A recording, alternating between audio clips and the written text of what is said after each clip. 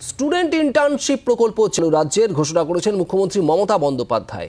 স্নাতক পড়ুয়াদের জন্য সরকারি দপ্তরে ইন্টার্নশিপের সুযোগ, মাসে 10,000 টাকা করে ভাতা দেওয়া হবে যারা ইন্টার্নশিপ করবেন।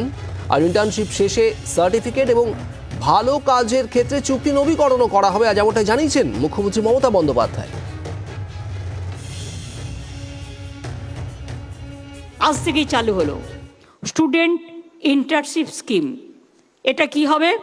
আমি চাই ছাত্র যৌবন থেকেই ছেলেমেয়েরা সরকারি কাজের সাথে প্রশিক্ষণ নিতে পারবে এবং প্রশিক্ষণে তারা যদি সাকসেসফুল হয় তারা প্রত্যেকের সার্টিফিকেট পাবে।